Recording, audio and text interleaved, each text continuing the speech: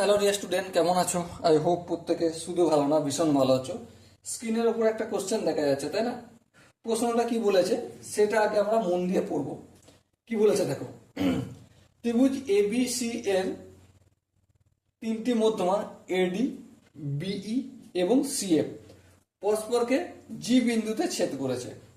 তাহলে জিবিডি equal to option A 1/3 ত্রিভুজ ABC, option B 1/6 ত্রিভুজ এবিসি, অপশন সি 1/4 ত্রিভুজ এবিসি, অপশন ডি 1/2 ত্রিভুজ এবিসি।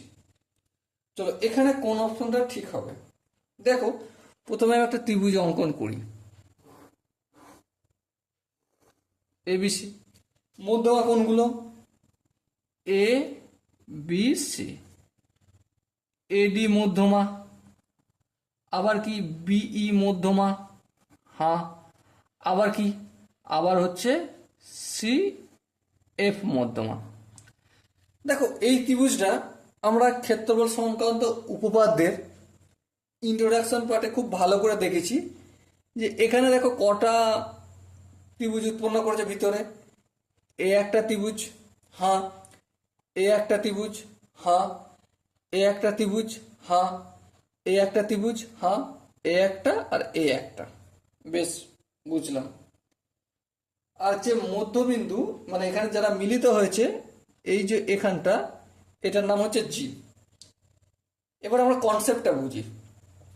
এই যে প্রতিটা ত্রিভুজ, এই যে এটা 1 নম্বর, এটা 2 নম্বর, এই 3 নম্বর, এই 4 নম্বর, এই 5 নম্বর আর এই 6 নম্বর, ছটা ত্রিভুজের ক্ষেত্রফল যদি যোগ করি তবে আমি এই বড় এ বি সি ত্রিভুজের ক্ষেত্রফল পাবো, হ্যাঁ।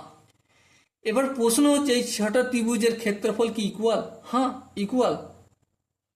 ছটা ত্রিভুজের ক্ষেত্রফল ইকুয়াল কি করে জানলাম? ইন্ট্রোডাকশন পার্টটা অবশ্যই আমরা দেখবো ক্ষেত্রফল সংক্রান্ত উপপাদ্যের, তাই না? তাহলে যদি তাই হয় তাহলে এর এই ত্রিভুজ, এইটার ক্ষেত্রফল সমান এটা, আবার এটার ক্ষেত্রফল সমান এটা, এটার ক্ষেত্রফল সমান এটা, এটার ক্ষেত্রফল সমান এটা, এটার ক্ষেত্রফল সমান এটা। তাহলে এটা যদি এক্স হয় তাহলে এটাও এক্স, আবার এটাও এক্স, এটাও এক্স, এটাও এক্স, আবার এটাও এক্স। তাহলে ত্রিভুজ এবিসি এর ক্ষেত্রফল এরিয়া ইকুয়াল টু কি? 6টা এক্স, হ্যাঁ। আবার ত্রিভুজ কোনটা জিজ্ঞাসা করছে? জিবিডি।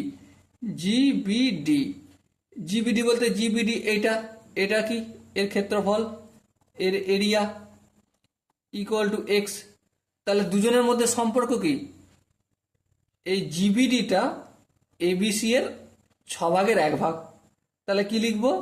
দেখো এখানে যে অপশন আছে যে জিবিডি ইকুয়াল টু 1/6 ত্রিভুজ এবিসি। এবিসি ত্রিভুজের ক্ষেত্রফলের 1/6 ওকে। সো এখানে দেখো option B is the right answer. So dear student, I hope এই কনসেপ্টটা বোঝা গেছে। যদি কোনো জায়গায় বুঝতে অসুবিধা থাকে, ডাউট থাকে বা কনফিউশন থাকে, তার জন্য কি করতে হবে? কমেন্টে জানাতে হবে, ওকে। সো দেখা হচ্ছে পরবর্তী সেশনে। ততক্ষণ পর্যন্ত ভালো থেকো, সুস্থ থেকো এবং জয় হিন্দ।